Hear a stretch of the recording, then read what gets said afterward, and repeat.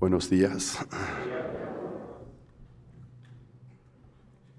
El libro de San Mateo, el Nuevo Testamento, San Mateo capítulo 22,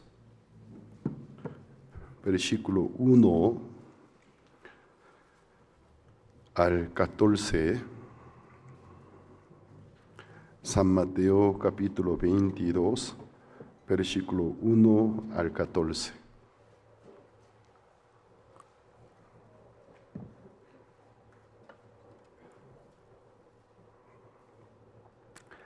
Si lo tienen, voy a leer.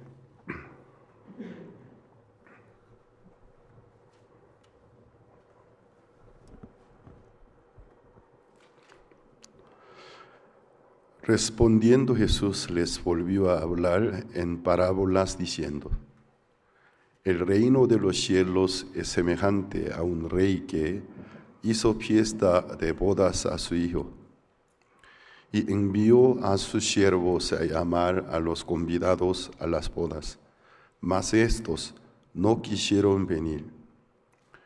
Volvió a enviar otros siervos diciendo: Decid a los convidados: he aquí, he preparado mi comida, mis toros y animales engordados han sido muertos, y todo está dispuesto, venid a las bodas. Mas ellos, sin hacer caso, se fueron, uno a su labranza y otro a sus negocios. Y otros, tomando a los siervos, y los afrentaron y los mataron. Al oírlo, el rey se enojó y enviando sus ejércitos destruyó a aquellos homicidas y quemó su ciudad.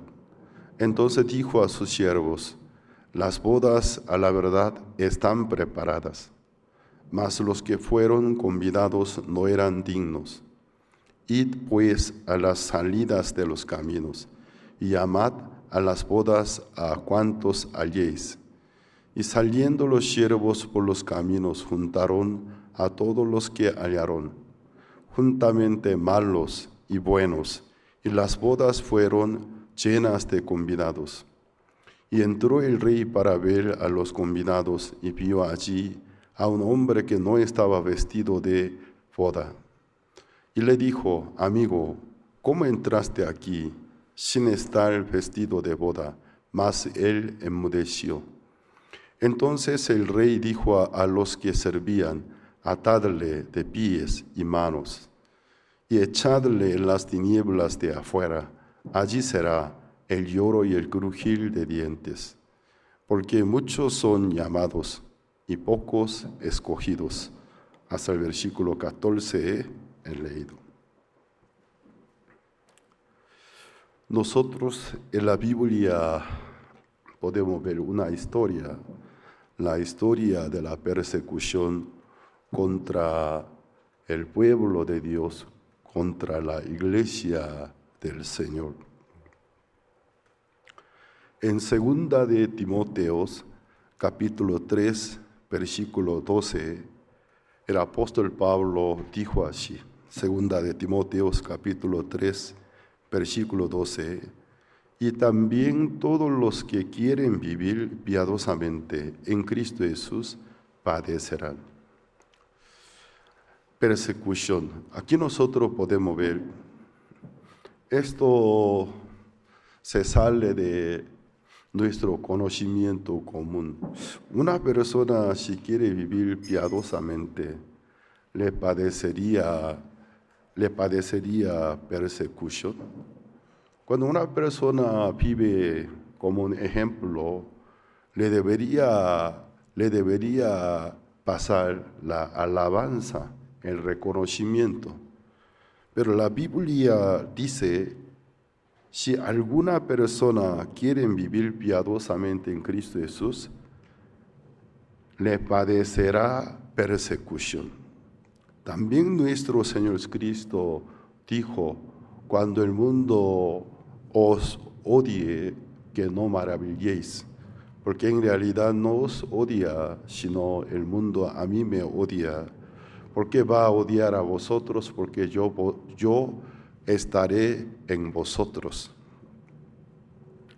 Entonces nosotros A través de la Biblia, también la historia nuestra, podemos confirmar la persecución, la historia de la persecución contra el pueblo de Dios.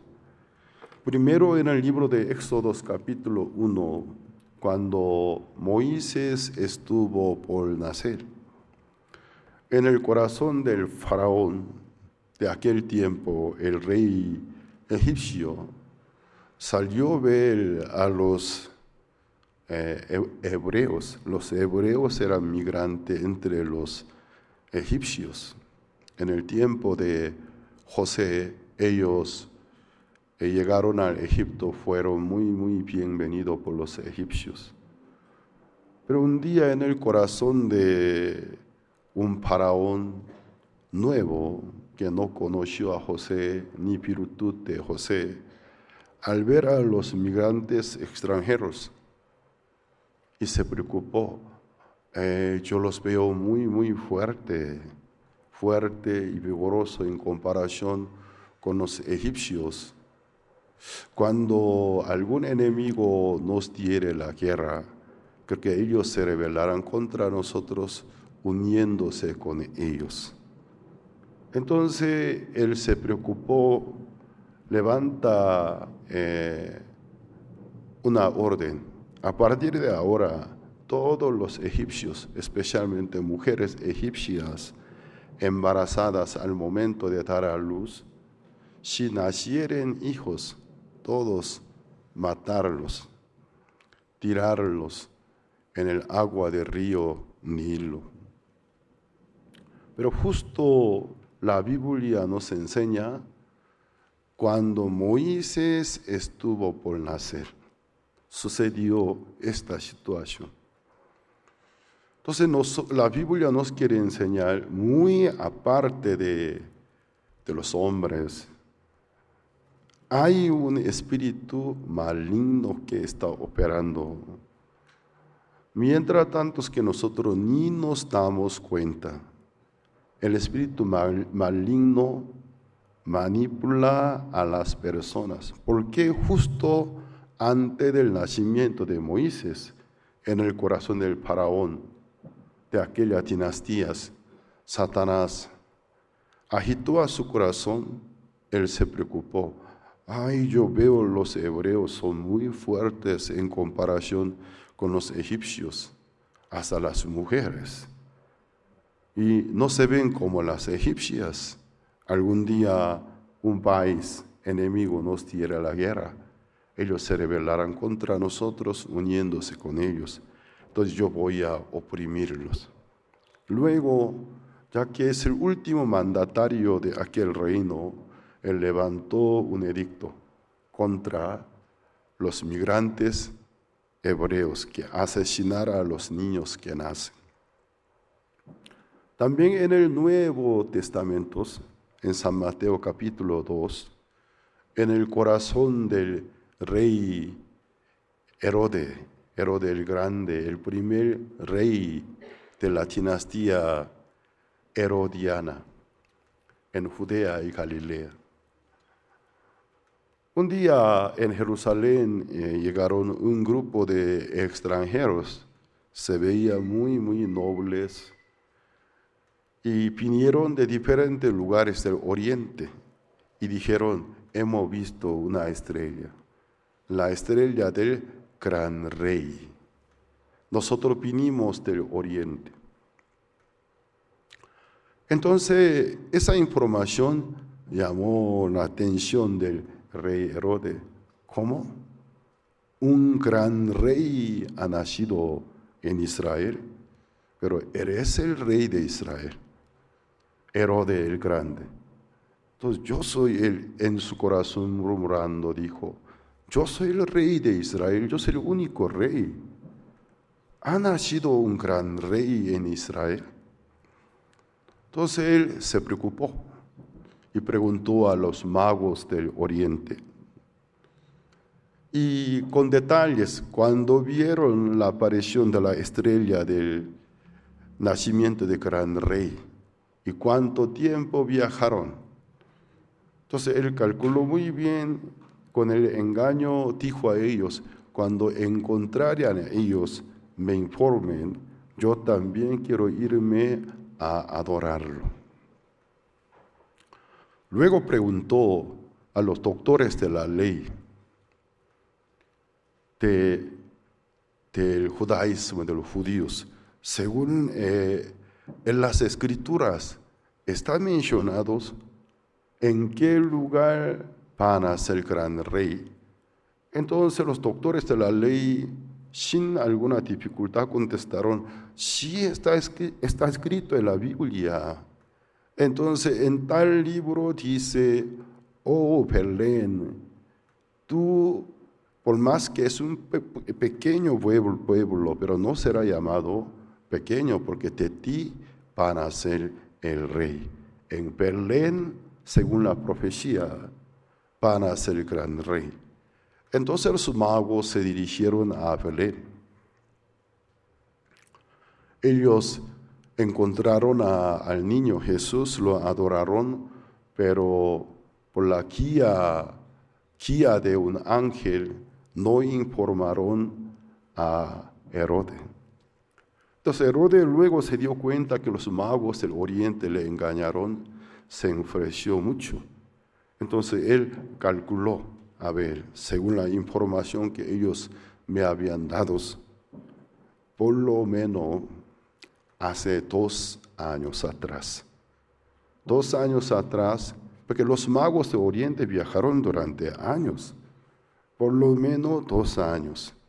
Entonces él también levanta una ley que asesinara a todos los bebés nacidos en Jerusalén desde hace 2 años hasta fecha. Entonces, los niños nacidos en Belén y fueron asesinados por la orden del rey Herodes.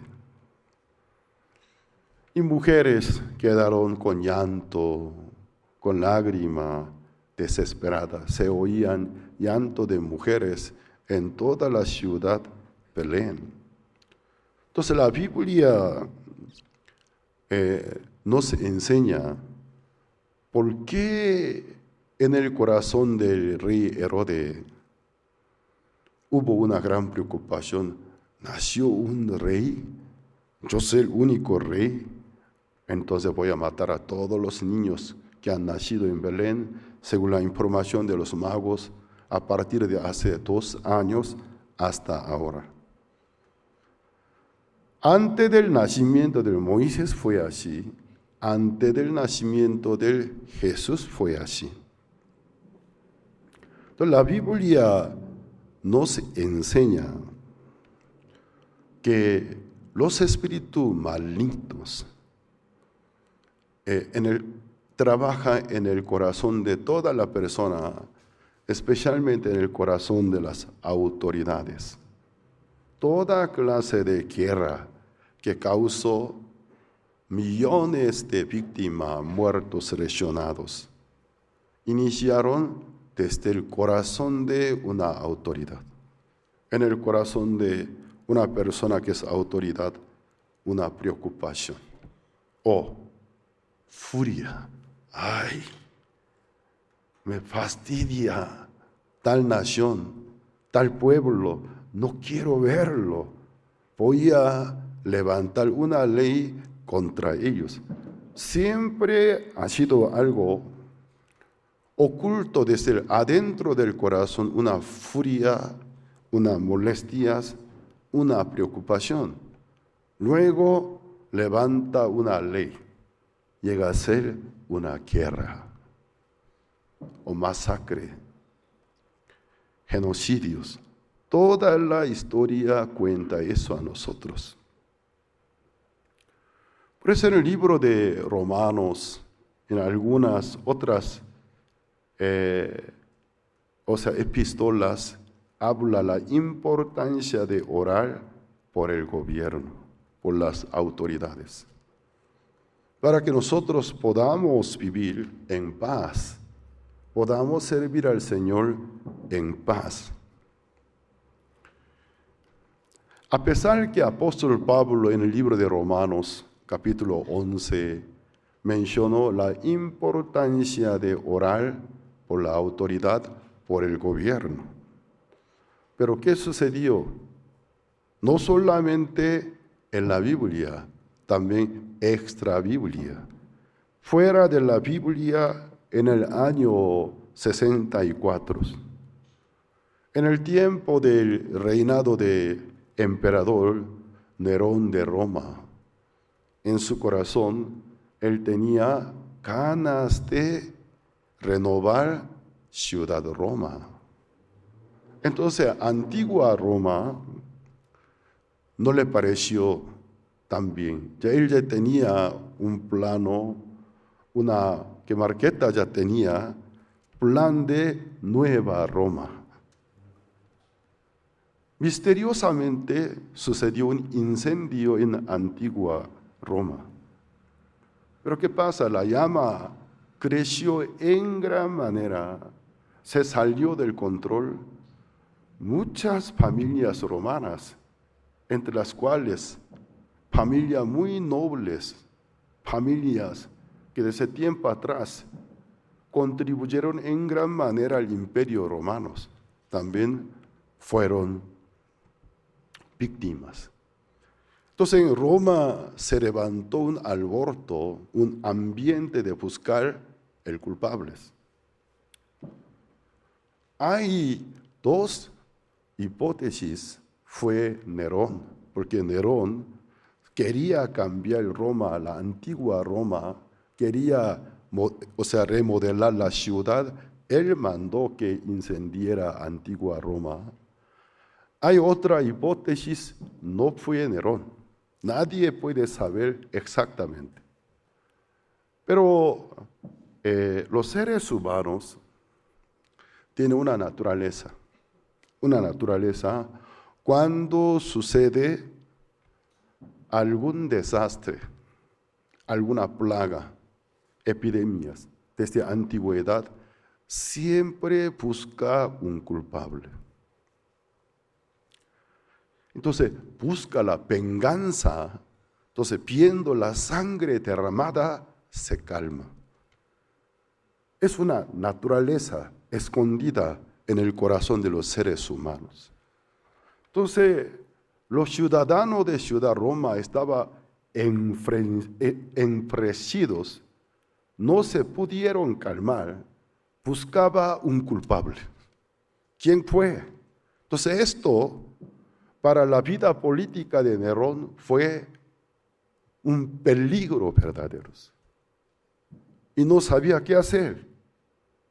Yo también he estudiado la historia. Había dos hipótesis. Muchos dicen fue Nerón, pero algunos historiadores dicen no fue Nerón. Nerón no es tan tonto, un político tan tonto.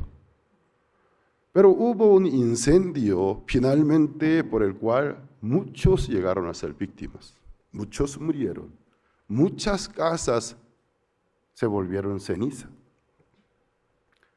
Entonces Nerón en el año 64, viendo el peligro en su vida política, entonces él buscaba una salida. Entonces la salida fue los cristianos. En aquel tiempo en la ciudad de Roma, la comunidad cristiana era grande. Pero ¿qué pasa? Los cristianos siempre enseñaban, algún día Dios va a juzgar al mundo con el fuego eterno. Es un buen pretexto. Aquellos cristianos incendiaron porque siempre hablaban del juicio eterno por fuego eterno. Y también él empezó a difamar y rumorear. Los cristianos, cada vez que se reúnen, ellos celebran la Santa Cena. Entonces la Santa Cena, ellos decían, el pan es la carne de Jesucristo. El vino es la sangre de Jesucristo. ¿Cómo difamó? Ellos ejercen carnivalismos. Cada vez que es una secta, cada vez que se reúnen en un lugar oculto, se comen de carne humana, se beben de sangre humana. Pero no era la verdad. Y también la otra razón. Roma tenía costumbre de deificar a sus emperadores. Entonces el emperador lo deifica, llega a ser Dios. Uno de Dios romanos que cuida Roma. Los cristianos cumplieron muy bien toda clase de leyes. Eran gentes ejemplares, pero menos aquella ley. Adorar al emperador no pudieron participar.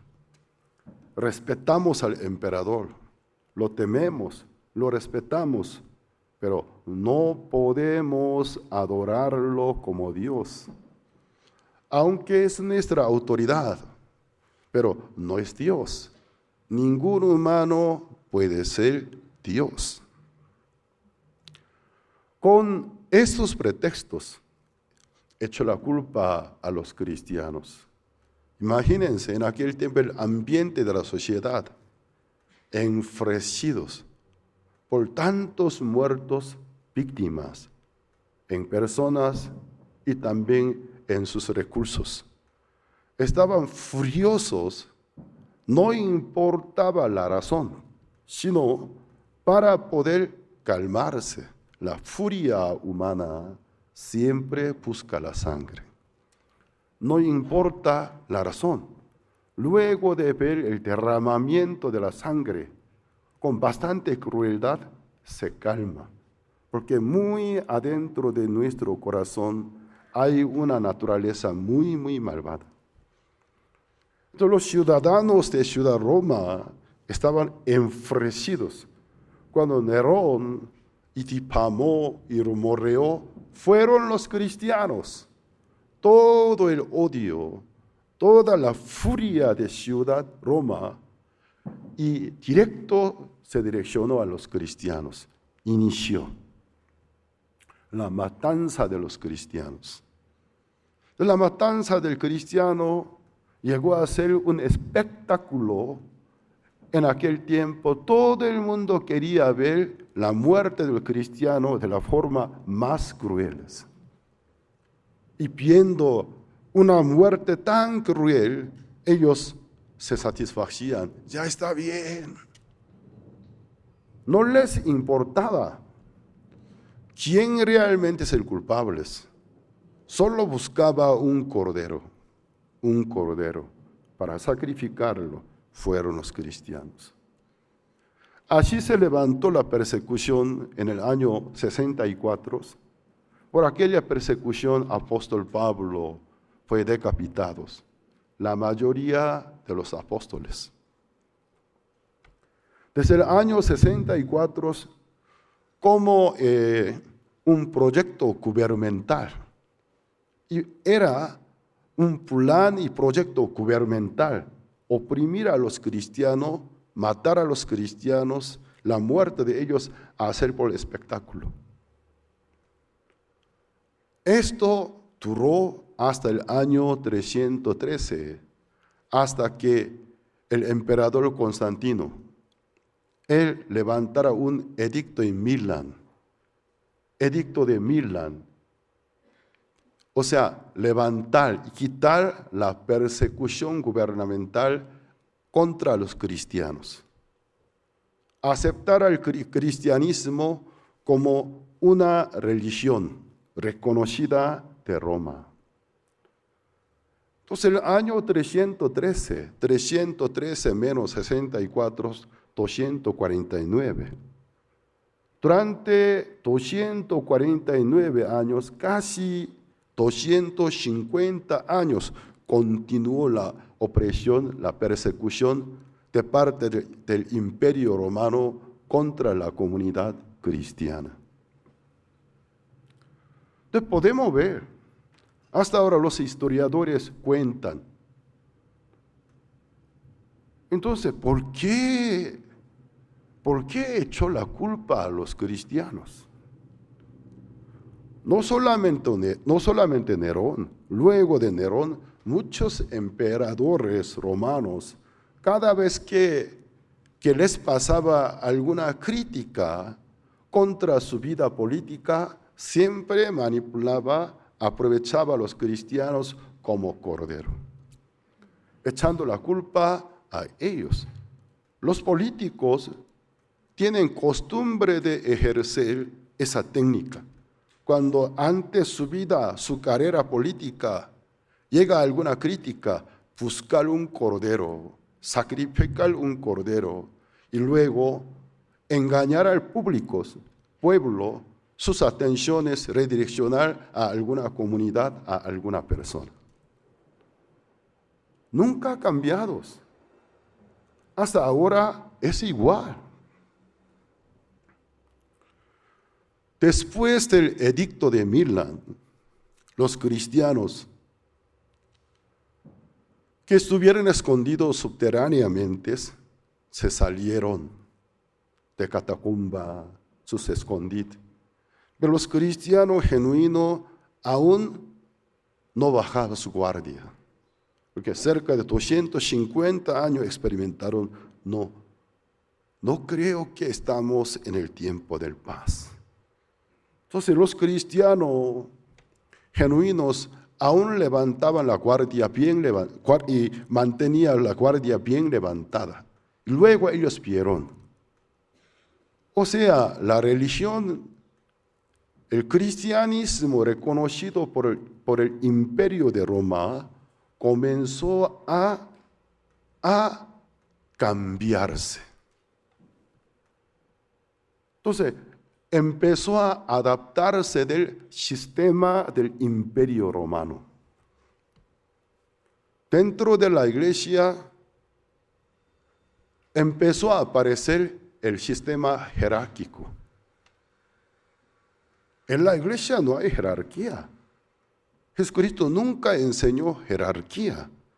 En la iglesia hay solo funciones, cargos, dones. Hay órdenes, que el orden es muy diferente que jerarquía. ¿Cuál miembro, apóstol Pablo en su libro manifestó, puede decir que el miembro más importante? Cada miembro forma mi cuerpo.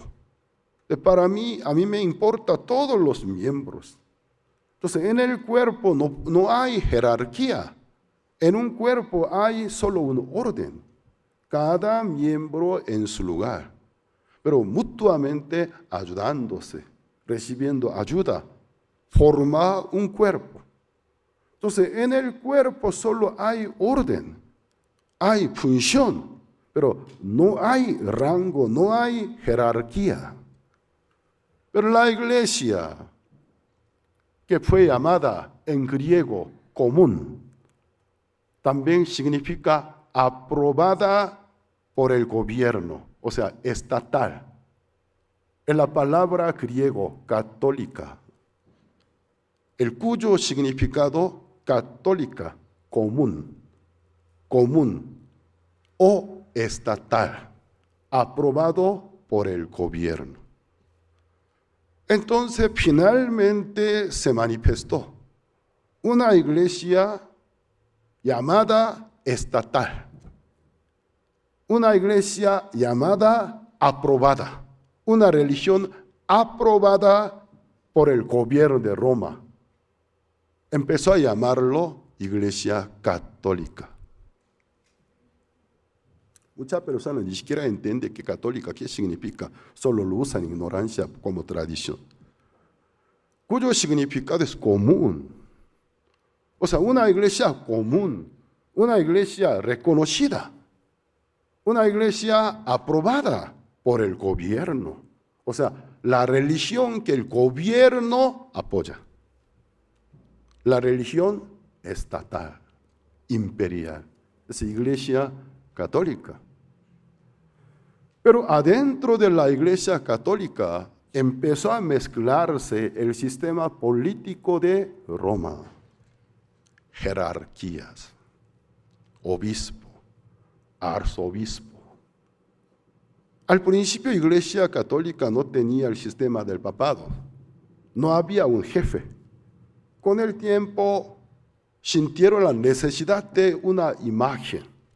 Es la cabeza, el papado. Nació el Papa de Iglesia. Pero si pensamos profundamente, es blasfemia de verdad. Porque el único Padre tenemos es Padre Dios. Nadie puede ser llamado el Papa de Iglesia. Imposibles. Entonces el papado, arzobispo, obispos, diferentes sacerdotes. Entonces los cristianos genuinos se dieron cuenta, esto no es lo que nosotros esperábamos. No estamos en el tiempo del paz. Aún estamos en peligros, vamos a huirnos. Se escaparon.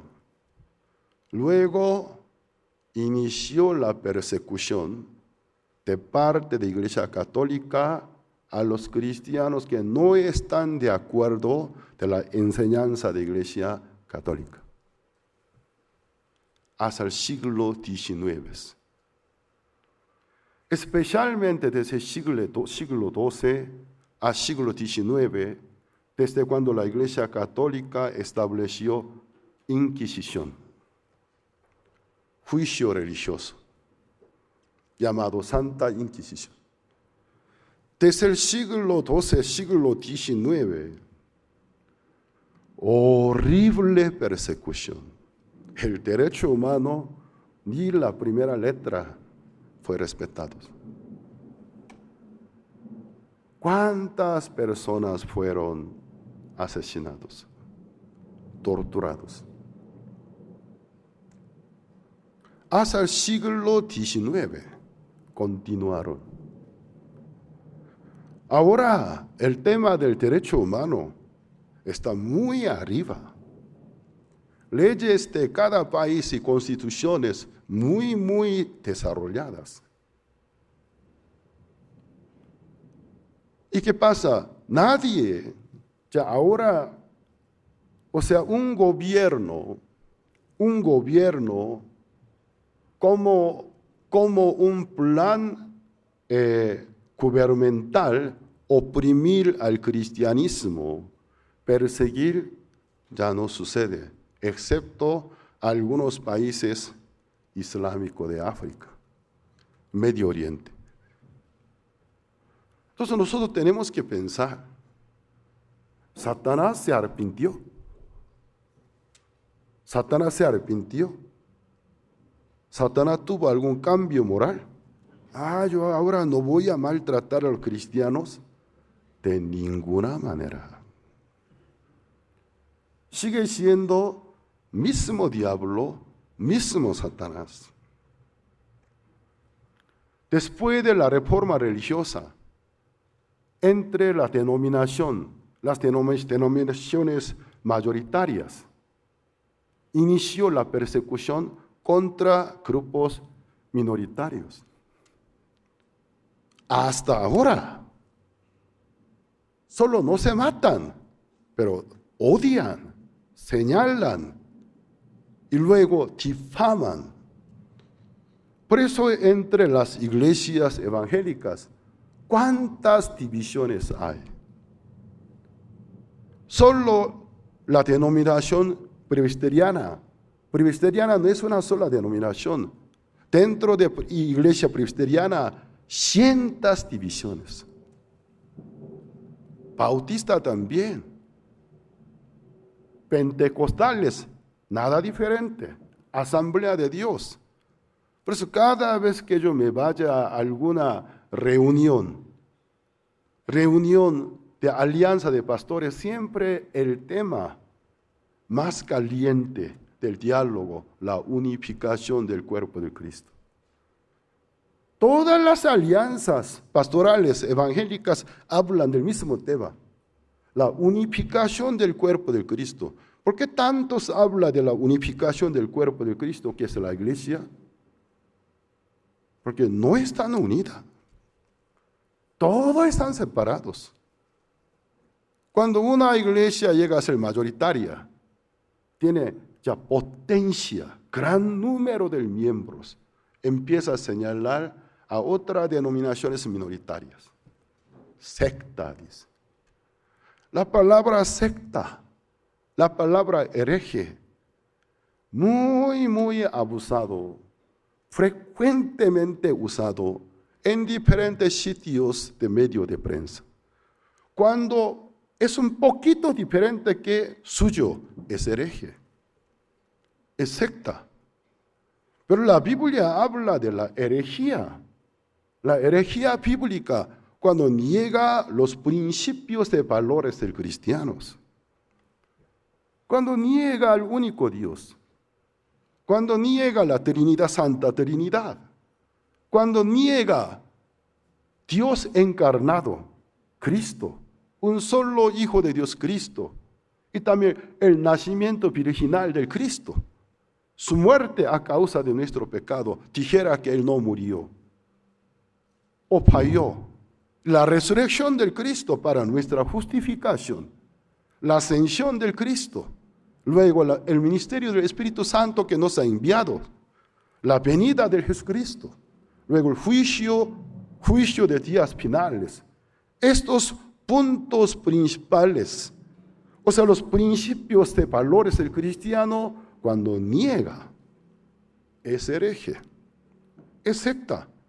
Pero hoy en día la medida que se aplica no tiene nada que ver los principios de valores de cristianos. Cuando la forma de administrar su iglesia, la forma de dirigir, ministrar el culto un poco diferente que el mío, señala secta y hereje. Ya entonces, tenemos que pensar, ¿por qué Jesús dijo que os padecerá persecución? Porque el apóstol Pablo dijo, si alguno quiere vivir piadosamente en Cristo Jesús, le padecerá persecución. ¿Por qué nos padecemos alguna dificultad, alguna persecución, por más que queremos vivir piadosamente conforme a la verdad de la palabra de Dios? Esta parábola nos enseña muy bien las obras de la operación de los espíritus malignos. Jesucristo habló mucho a través de la parábola. San Mateo capítulo 21, Él se refirió a una parábola de la piña. ¿Y qué pasa? Los piñeros endeudados, porque el dueño de la viña, él invirtió mucho dinero. Luego él tenía un asunto de viajar a otro país. Al irse, a gente que no tenía ninguna condición, les entregó su viña como arrendados. Entonces el rey vivía, el dueño se fue a recibir coronado para ser rey. Un día envía a sus siervos para cobrar un poco de impuesto, pero no toda la ganancia, solo un poco de impuesto de agradecimientos. Al enviar a los siervos, los piñeros malos, al ver a los siervos, afrentaron, pegaron, tiraron piedras.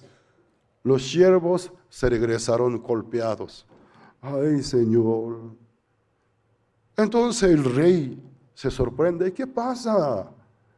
Ellos estaban muy agradecidos cuando yo los entregué mi piña como que arrendado a ellos. No puse ninguna otra condición. Solo cada cierto tiempo me enviaran un poco de agradecimientos. Supuestamente ellos, como si fueran dueños de la piña, yo les permití. Estaban muy contentos. No puede ser. Creo que hubo algo mal entendido.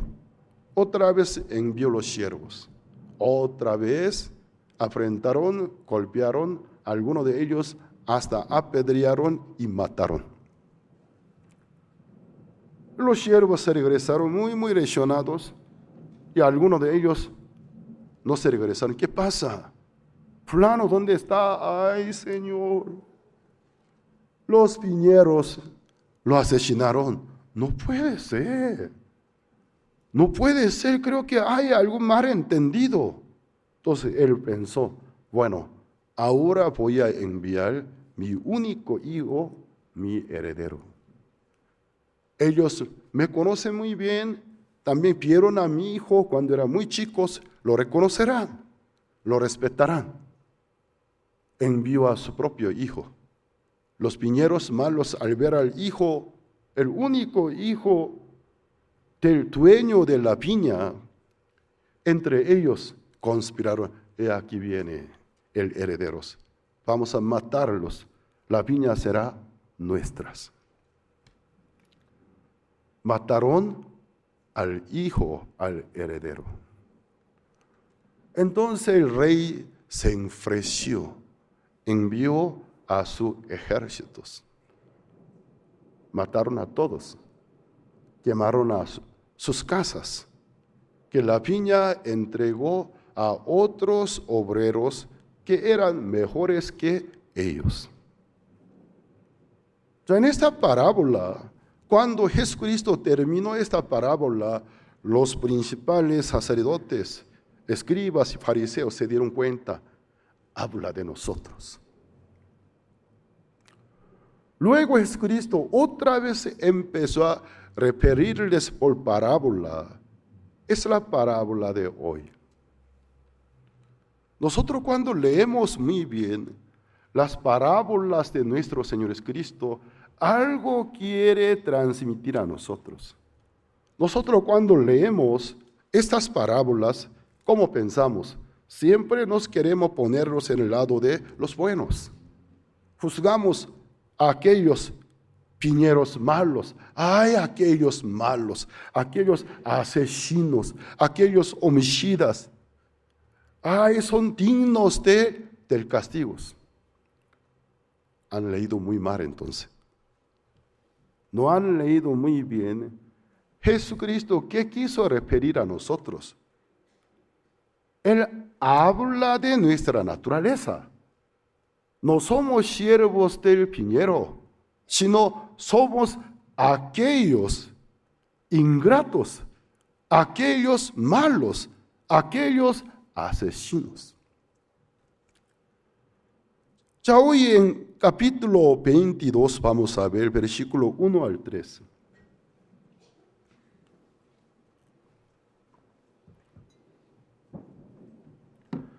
Versículo 1 al 3. Respondiendo Jesús les volvió a hablar en parábolas diciendo: el reino de los cielos es semejante a un rey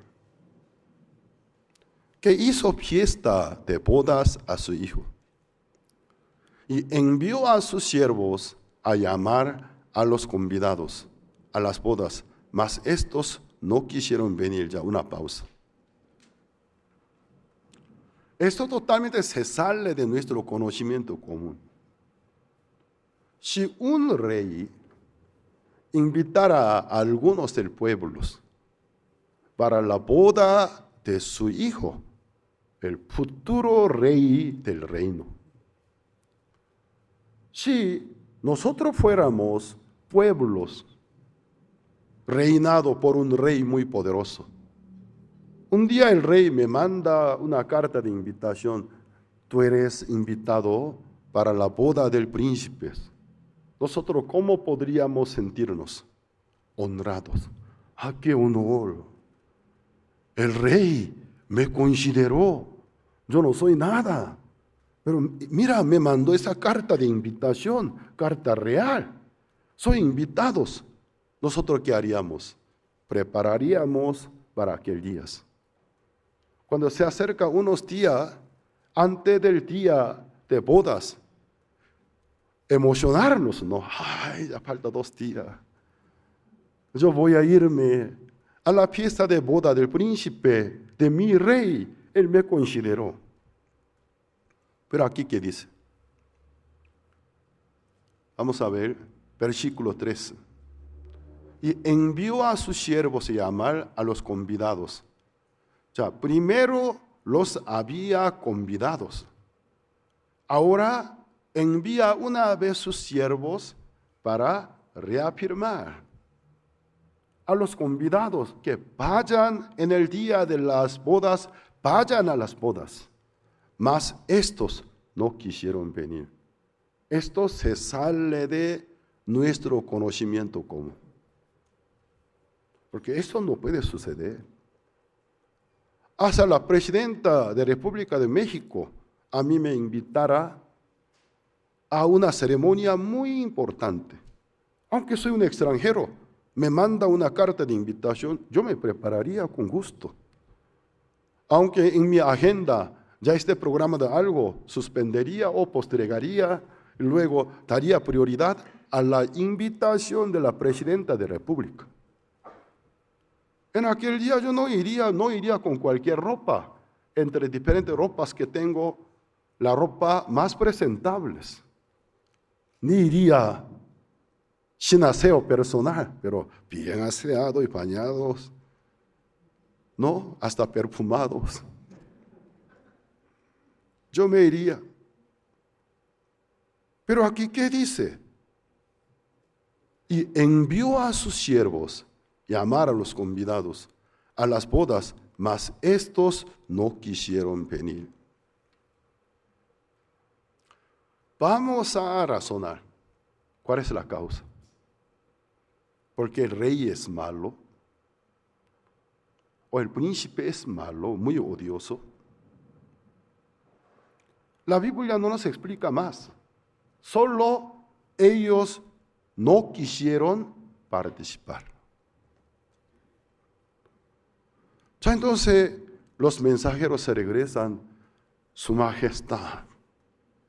Ay, me da pena decirlos. ¿Qué pasa? Los convidados no quieren venir. ¿Cómo? ¿Ellos no quieren venir? ¿Cuándo ustedes les habían entregado mi invitación? Claro, ellos se demostraron alegría y gozo. No sé qué esta vez cuando nos fuimos a reafirmar, no quisieron venir, hasta se enojaron. El rey queda pensativo. ¿Qué pasa? No puede ser. Hay algún malentendido. Hay algún malentendido. ¿Por qué no quieren venir? Versículo 4 al 6.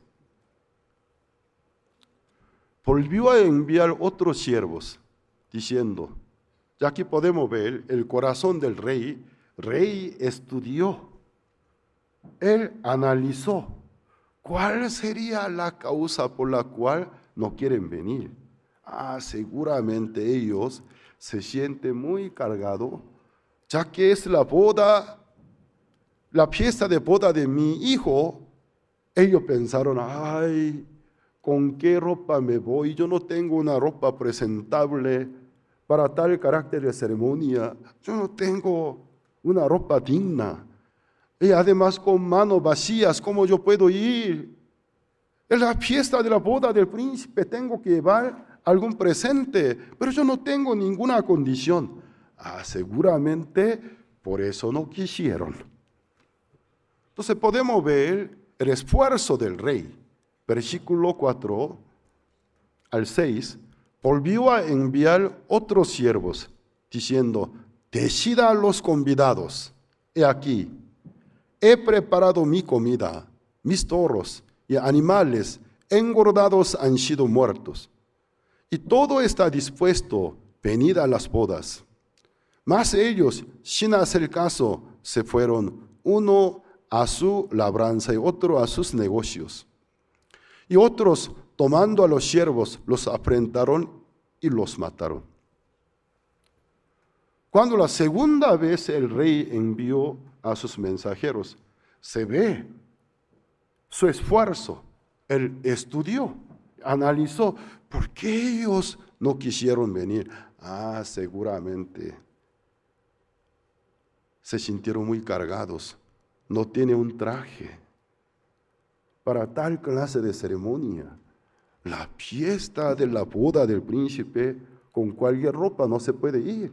Pero yo no tengo otra ropa. Yo tengo una sola ropa con que estoy puesta, es mi única ropa. Y también pensaron, no tengo nada que ofrecerle. ¿Cuál regalo, cuál presente podría presentarlos? Yo los conozco. Bueno, por eso seguramente rechazaron mi invitación. Decid a ellos. Todos están dispuestos. Todo está preparado. Solo venid. Yo quiero la presencia de ellos. Ellos participen en mi gozo, en mi alegría. Que compartir conmigo la alegría y gozo. Yo no espero nada de ellos, sino la participación, la presencia de ellos. Decida ellos. La boda está lista, preparada. Todos están preparados. Solo venid a mí. Luego habló con detalle. Vamos a ver el versículo 4. He preparado mi comida, mis toros, animales, engordados han sido muertos.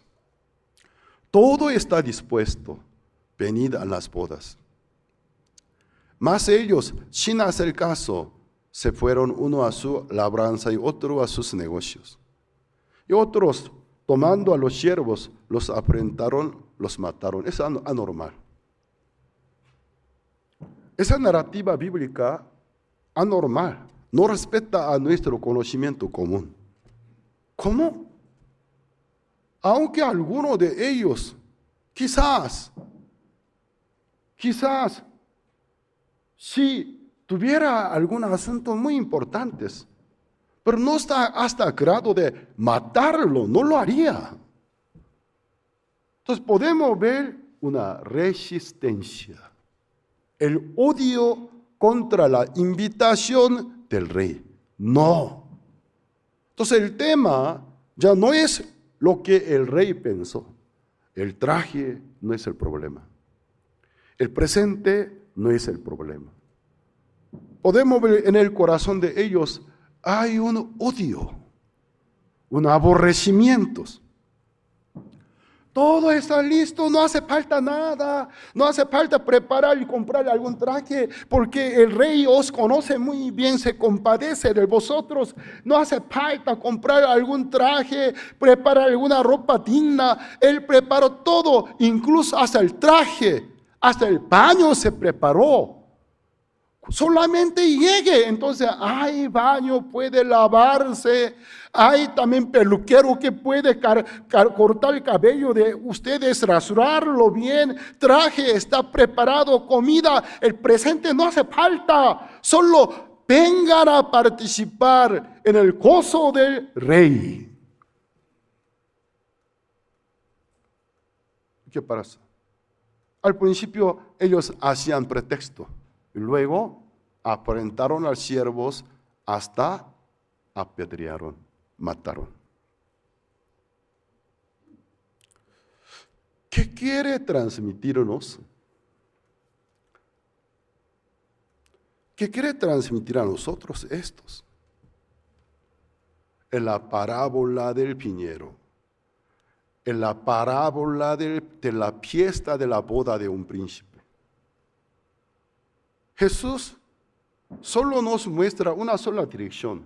Algo quiere transmitir a nosotros. Nuestra naturaleza malvada. Nosotros creemos que nosotros somos quienes hacen las cosas. Pero la Biblia no está de acuerdo. Inconscientemente, detrás de nuestra conciencia, hay la operación de los espíritus malignos. Mientras tanto que nosotros platiquemos el negocio y platiquemos el estudios de la moda. No podemos ver la reacción, pero todos ellos razonan muy bien cuando habla de la economía, el comercio, entendible, comunicable, se entiende perfectamente. Pero cambiando del tema, cuando hablamos de la invitación de Dios a su salvación, toda está preparada. La invitación abierta, enviada a todos. Cuando hablamos el corazón de Dios, podemos ver cómo se reaccionara o se aplicara un detonador de una bomba. La furia, la molestia. No es así. La salvación por gracia, no estoy de acuerdo. No puede ser. Dios te invita a la vida eterna. Dios te quiere ofrecer la paz. Dios te quiere regalar la vida eterna, el perdón de tus pecados solo por la fe en su gracia. No puede ser. No estoy de acuerdo. No, tú estás mal.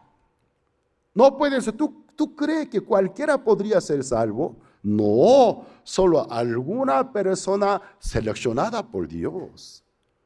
No cualquiera es digno de ser salvo. Alguien dijera, mis pecados me son perdonados. Ya soy limpio por la sangre de Cristo. Bíblicamente soy justo. Justo. Eres justo. Está mal de cabeza. Estás loco. ¿Acaso tú no tienes conciencia? ¿Tú no fallas? ¿No cometes algunos errores? ¿Acaso tú no vives en esa tierra? ¿Tú no cometes algún error? Bueno, por la gracia de Dios, aunque no he violado contra algún número de leyes tan grave, pero como humano yo me fallo, cometo errores. Entonces eres pecador. Si tú fallas, entonces eres pecador. Si tú tienes defectos, eres pecador. Pero escúcheme, lo soy. Reconozco, lo soy. Pero según la Biblia, según nuestro Señor Jesucristo, por eso Él vino a salvarnos de nuestros pecados. Por eso murió. Ya que nosotros no tenemos ninguna opción, ninguna posibilidad. Si hubiéramos tenido alguna posibilidad, alguna opción, Él no hubiera venido. Aunque Él hubiese venido, nunca hubiera muerto en la cruz. ¿Por qué Dios lo colgó en la cruz? ¿Por qué cuando Él oró en monte Getsemaní, que esta copa amarga, copa de la muerte, no puede pasar de mí? Pero no quiero que sea como yo quiera, sino como tú quieres. Dios manifestó su voluntad. ¿Cuál fue lo que Él quería? Colgar a su Hijo en la cruz. ¿Por qué? No le quedaba a Dios otra opción para que el mundo fuera salvo, el mundo fuera perdonado, limpio de toda maldad y pecado. Si no muriera su Hijo, no le quedaba otra opción. Por eso lo colgó a la cruz. Por la fe en Él. Yo por la fe en Él soy limpio. Porque yo realmente creo que Él me salvó. Toda la Biblia me testifica eso. En toda parte me está diciendo, soy limpio, soy lavado. Ya soy justo delante de Dios. No puede ser. No puede ser. No puede ser. Eres pecado. Pero la Biblia dice, a mí no me importa si era la Biblia. Mi pastor así no me enseñó. Mi cura no me enseñó así. Pero, señor, señora, ¿qué le importa más? Ellos, ¿en qué se basan? La fe de ellos no es la Biblia. La Biblia no es la única fuente de nuestra fe. Entonces, ¿por qué no le importa lo que la Biblia dice? La Biblia dice que Él nos limpió, Él nos perdonó. Todo aquel que cree en Él, la Biblia lo llama santo, justo, así llama. Hasta apóstol Pablo orgullosamente usaba aquel vocablo: los santos que están conmigo saludan a los santos de tal provincia. Y también en su libro Romano dijo: mas el justo por la fe vivirá. Él llamó el que es nacido de nuevo, el que recibió el perdón de los pecados por la fe en el nombre de Cristo, llamó al justo. Ya somos, si realmente creen ustedes, usted ya no es pecador.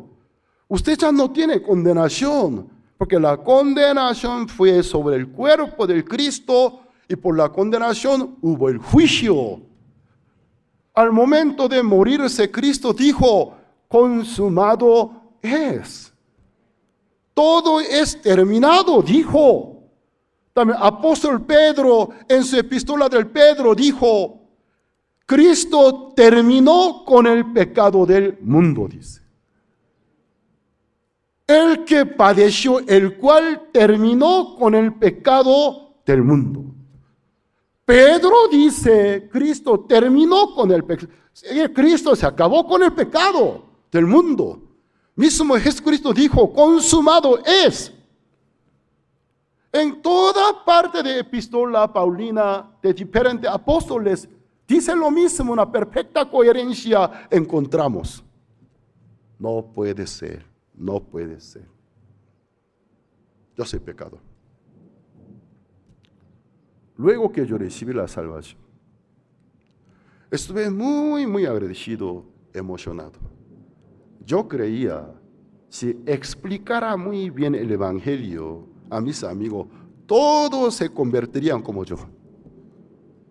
Esto me contagió con ganas de predicar. Me volví en un predicador estudiantil. En la escuela yo siempre portaba la Biblia. A mis amigos mostraba: amigos, mire aquí.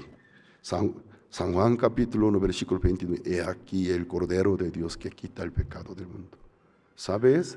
Según el diccionario, la definición del mundo que es, hay varias. Una de ellas, la tierra en que los hombres viven. También otra definición: mientras tantos que los hombres viven. Ve bien, según el diccionario, el mundo, cuyo significado: mientras tantos que los hombres viven. Luego vea bien, San Juan capítulo 1, versículo 29, he aquí el Cordero de Dios que quita el pecado del mundo. Es el testimonio de Juan el Bautista hace 2000 años. Y para nosotros debemos cambiar de otra manera, tenemos que leer de otra manera. Que quitó pecado del mundo. El Cordero de Dios que quitó el pecado del mundo. ¿Tú crees que Jesucristo murió por el pecado del mundo? Amén. Mi papá es pastor, mi papá es anciano de una iglesia, yo soy cristiano de la cuna. ¿Tú crees que la Biblia es la palabra de Dios? Sí. Aquí dice: he aquí el Cordero de Dios que quita el pecado del mundo. Juan el Bautista hace 2000 años lo testificó. Para nosotros, ¿cómo debería ser? Que quitó el pecado del mundo. ¿Tú crees que Cristo quitó el pecado del mundo? Amén. A ver, entonces, ¿y tú? ¿Ya eres libre del pecado? ¿Yo? Por supuesto que soy pecador. Ahora estoy acostumbrado, pero en aquel tiempo yo no pude entender. ¿De qué estás hablando? Amigo, ¿de qué estás hablando? ¿No entiende? ¿Tú entiendes nuestro idioma, el coreano, no? ¿Entiende, no? Sí, perfectamente. ¿Qué dice? Que quita el pecado del mundo. ¿Cree que lo quitó? Sí. ¿Realmente lo cree? Sí. Entonces, ya tus pecados, yo sigo siendo pecador. No pude entender. Esto a mí provocó mayor celo. Celo de estudiar la Biblia, así día y noche, con diferentes marcadores, polígrafos de colores, rayándolo. Entonces, dice la Biblia así, la Biblia dice así, la Biblia, bendita palabra, maravillosa, por rayar, por marcar tantos. Alguna cita bíblica se rasgaba conforme a mi costumbre como rayaba. Así al abrir una hoja se veía rayado todo, rasgado. Incluso en el tiempo en el tiempo estudiante del seminario teológico de la misión, una noche yo en la calle, mi corazón ya estaba prendido totalmente. Estaba predicando, creo que a una señorita en una calle. Entonces, señorita, la Biblia dice, Romanos capítulo 3, es Cristo, ya no se limpió, y predicaba enérgicamente. Al día siguiente, por la tarde, salí a predicar. A una persona quería mostrar, según Romanos capítulo 3, busqué Romanos, capítulo 2, capítulo 5. ¿Dónde está el capítulo 13 y 4? ¿Por qué no hay capítulo 13 y capítulo 13 y 4? Y luego yo pude ver, anoche la oscuridad, tan enérgico y emocionado. Señorita, Jesucristo murió por nuestro pecado. Si realmente crees en Él, tus pecados te son perdonados, eres justificado. Romanos capítulo 3. Entonces, en la oscuridad, Romanos capítulo 3 y 4 se voló. No me di cuenta. Al día siguiente, al buscarlo, no lo encontraba. Luego de, mi Romano capítulo 3 y 4. ¿A dónde se fueron en la oscuridad? Se cayeron en las calles. Ahora ya no siento tan frustrado. En aquel tema yo estaba frustrado. No pude entender. En la escuela, al principio yo compartía, luego discutía, a veces hasta disputaba. Me paraba temblando el cuerpo. La Biblia dice así, amigo. Jesucristo murió por tus pecados. Si tú realmente crees en Él, tú eres limpio, tú eres justo. No, sí, no, entonces temblaba.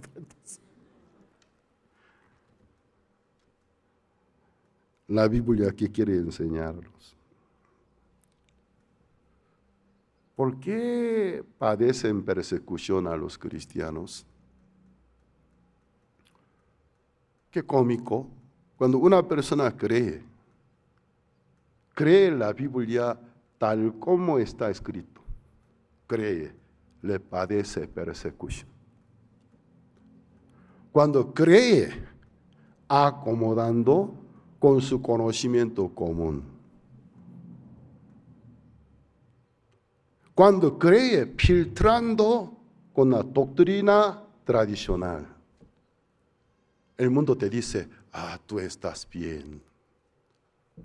Tú eres un buen cristiano. Pero cuando una persona quiere regresar a la Santa Escritura, tal como está escrito cuando quiere creer, que dice, tú estás mal. En el tiempo de la Reforma, ¿cuál fue el lema de los reformadores? Solamente Escritura. Solamente Cristo. Solamente por gracia. Solamente por la fe. La gloria solamente para Dios. 5 solas. Eso era el lema de los reformadores. 5 solas, solamente por la Escritura, solamente por la fe, solamente por Cristo, solamente por la gracia, la gloria solamente para Dios. 5 solas. En la Biblia, ¿en qué parte encontramos el Papa? ¿En qué parte encontramos? Arzobispo, ¿dónde encontramos? Rosario, ¿dónde lo dice? Purgatorio, ¿en qué parte de la Biblia dice? Limbo, ¿en qué parte de la Biblia dice? La gente cree en la tradición. Como tradición, respetamos. No niego. Como la tradición, sí respetamos. Porque la tradición es nuestro origen, de donde venimos. Tradición sí respetamos. Pero tradición y la verdad es diferente. La verdad únicamente por la Escritura.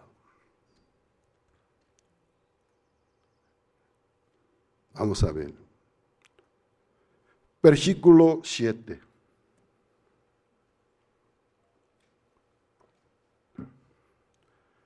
Al oírlo el rey se enojó y enviando sus ejércitos destruyó a aquellos homicidas.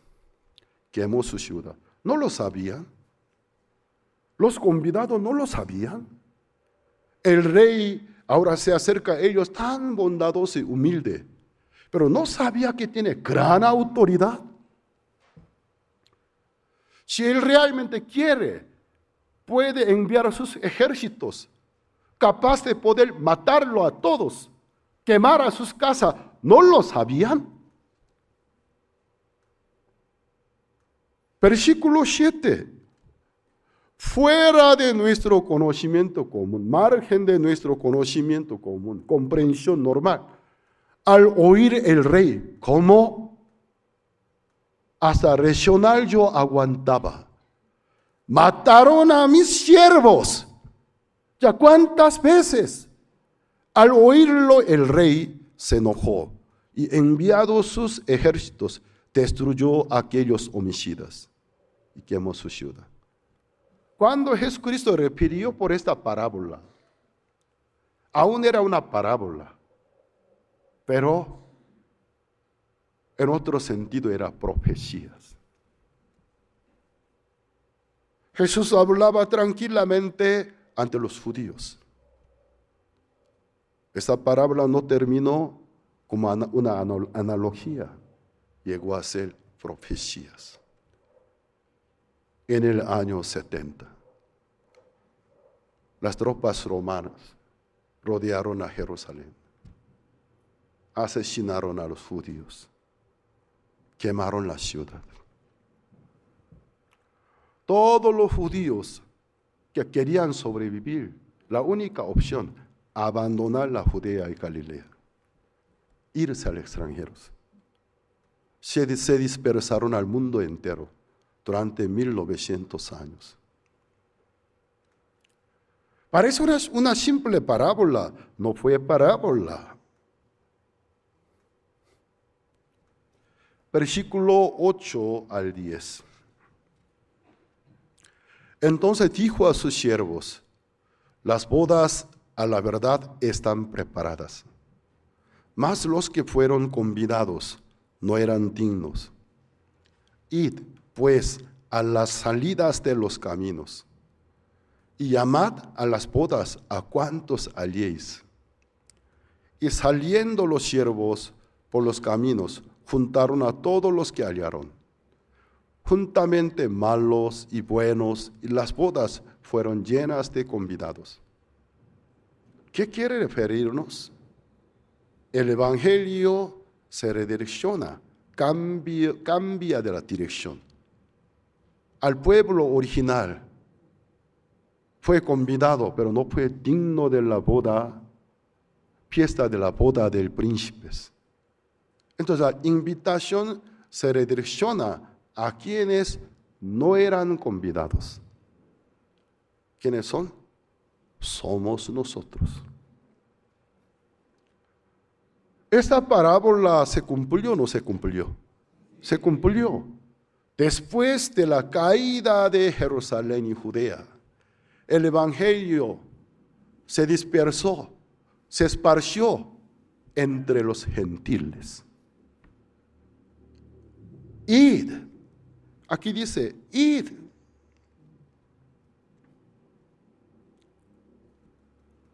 Pues a las salidas de los caminos, más allá, no solamente aquí, a la salida de los caminos, más allá. Llamad a las bodas a cuantos halléis. No eran convidados, no eran invitados.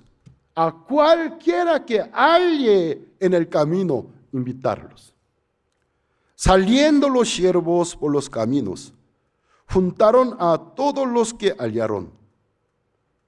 Juntamente, ¿qué dice? Malos y buenos. Según nuestra medida de moralidad, malos, buenos, y no importa. Todos, invitar. A las bodas fueron llenas de convidados. Gracias al Señor. Yo agradezco al Señor por este versículo. Por donde quiera que Jesucristo, a algunos que no era judío, se compadece, para mí es una esperanza. Gracias al Señor. Yo no era tu pueblo elegidos. Yo no era invitados. Según nuestra costumbre y tradición, somos paganos, idolatras. Pero la invitación alcanzó a todos. Versículo 11 al 14.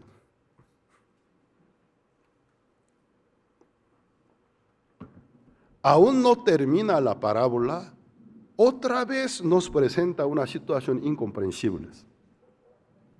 Y entró el rey para ver a los convidados. Y vio allí a un hombre que no estaba vestido de boda. Y le dijo, amigo, ¿cómo entraste aquí sin estar vestido de boda? Mas él enmudeció. Entonces el rey dijo a los que servían, atadle de pies y manos, echadle en las tinieblas de afuera. Allí será el lloro y el crujir de dientes, porque muchos son llamados y pocos escogidos. Una pregunta a ustedes. ¿Por qué este hombre estaba en la fiesta de boda sin vestido de boda, sin vestido del traje? ¿Cuál sería la causa? En el primer lugar, él estaba vestido de una ropa, según su parecer, era mejor que el vestido que el rey preparó. Antes de entrar a aquel lugar de fiesta, él estaba bien autoconfiado. Pero mi traje, yo creo que suficiente para la fiesta de la boda del príncipe. Yo no necesito otro traje. Mientras tanto que sus amigos, pero ven aquí, el rey bondadoso preparó todo. Hay una sección, acá hay trajes de diferente talla. Tú también encuentras algo y póntelo. No, creo que esta ropa, yo creo que bastante buena. Yo creo que con esta ropa podría ingresar. Quizás. Es mi suposición. En el segundo lugar, tal vez por pena. Hasta me invitó a la boda. ¿Con qué cara yo podría pedirle que no hay una ropa para mí? Yo soy bien moralista. Yo no quisiera ser como aquellos sinvergüenza de verdad. A mí me importa la conciencia. ¿Acaso no tiene conciencia? El rey se compadeció de nosotros hasta que nos invitó. No sabe qué es la vergüenza. ¿Cómo puede pedir hasta el traje? Yo no sé. ¿Cuál fue la causa verdadera? La opción A, quizás la ropa con que estaba vestida creyó que era suficientemente buena para la fiesta. O quizás por su propia conciencia. Hasta que me invitó, ¿cómo yo puedo pedirle hasta ropa? Me da pena, no voy a pedirla. Bueno, así yo voy a ingresar. Yo no sé muy bien, pero sería una de estas dos mencionadas opciones. Creyó que su ropa suficientemente es buena para la fiesta. Por eso rechazó la ropa de boda que el rey mismo preparó. O le importó su propia conciencia. Me da pena. Entonces el rey pregunta, versículo 11. Entró el rey para ver a los convidados ya contento. En el día de boda de su propio hijo, ¿quién puede ponerse enojado? Alegre, ¿no? Contento, emocionado. Ay, por fin hoy mi hijo se casa. Yo también estuve en el día de boda de mi hijo Enoch, contento. Ay, hoy Enoch se casa. Además, el pastor Oxupar, hoy en día el pastor Oxupar ni siquiera boda de los ministros, a veces él no puede venir. Pero mi hijo ni siquiera es el ministro. Pero el pastor Oxupar viene a dirigir boda. Ay, qué honor. Mi hijo Enoch ni siquiera ministro de la misión, pero viene a dirigir la boda. Entonces, para mí, un honor. Quien me casó, también casa hasta la segunda generación. Ay, qué honor. Mi maestro llega a ser maestro de la segunda generación. Ay, doble bendición. En el día de boda yo estuve muy contento. El rey también seguramente. Entró el rey contento. Buenos días, ¿cómo está? ¿Cómo está? Bien, bien, gracias, mi rey, gracias. Míreme, hace un año yo no me bañé, hoy me bañé en la mañana, gracias. Su baño estaba muy bonito, su ducha, ay, hasta su champú y luego, mire, crema, hasta, ay, perfuma, gracias. No sé hace cuánto tiempo me pude rasurar, era como una bestia, pero mire, ahora ya estoy bien. Entonces, ay, esta ropa tan suave nunca en mi vida había experimentado. Ay, qué bien. Caminaba entre ellos. Entró el rey para ver a los convidados. Allí encontró y vio allí a un hombre. Ahí puede ponerse sus nombres, pero no lo pongan, no sea este hombre. A un hombre que no estaba vestido de boda. Yo no sé cuál es su versión y su razón. ¿Acaso no tiene conciencia? Hasta ropa, ¿cómo puede pedirla? Cara dura, descarada. Yo voy a ser más conscientes. Hasta aquí, solo con baño suficiente, pero no voy a ponerme de la ropa. Yo no sé. O la ropa con que él vino, esta ropa. Antes de ver la ropa que el rey preparó, creyó, buena ropa. Pero cuando entró en la fiesta se dio cuenta, su ropa ¿cómo se veía? Sucia. Pero ya era tarde. Ay, yo creía que mi ropa era mejor, pero aquí me doy cuenta, ay, mi ropa parece un trapo, arrugado, avergonzado. El rey lo encontró. ¿Qué te pasa? ¿Por qué no está vestido de boda? Versículo 12. Y le dijo, amigo, ¿cómo entraste aquí? Aquí, sin traje de boda, nadie puede entrar. ¿Cómo tú entraste aquí? Sin estar vestido de boda. Mas él enmudeció. ¿Por qué se enmudece? Ya se dio cuenta.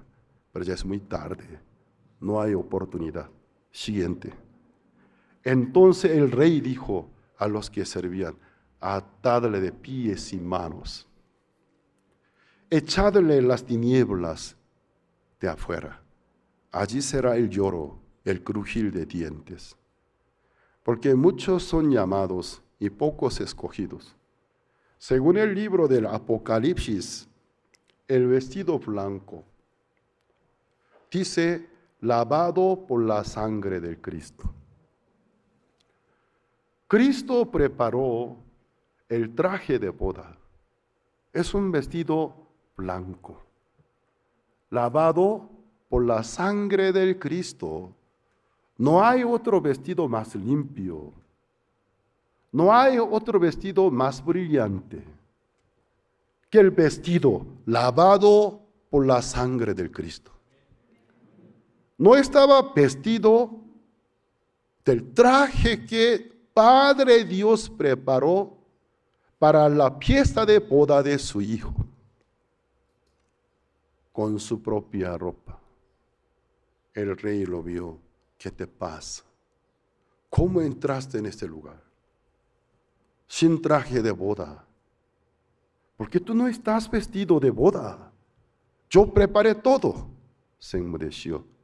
Agárralo, amáralo, fuera, en tiniebla, lugar de lloro y crujir eternamente. Hermanos,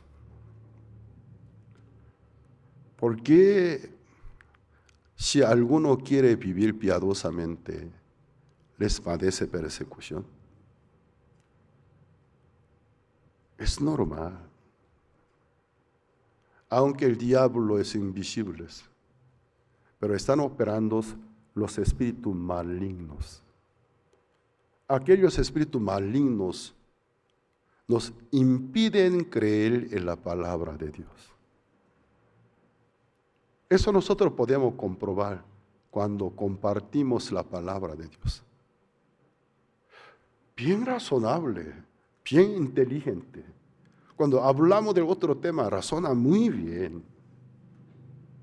Pero cuando cambiamos del tema, hablamos del Evangelio como si perdiera el conocimiento. Se vuelve necio. No acepta el Evangelio. Nuestro Señor Cristo nos enseña las obras del espíritu malignos. Por lo tanto, cuando padecen alguna persecución, que no se maravillen, es normal. Nosotros debemos orar al Señor por la autoridad, también por nuestros seres queridos. Por si acaso mi conducta no sea un tropiezo. Tener cuidado con nuestra conducta. Comportarnos con prudencia. Que Satanás no vea una ocasión para impedir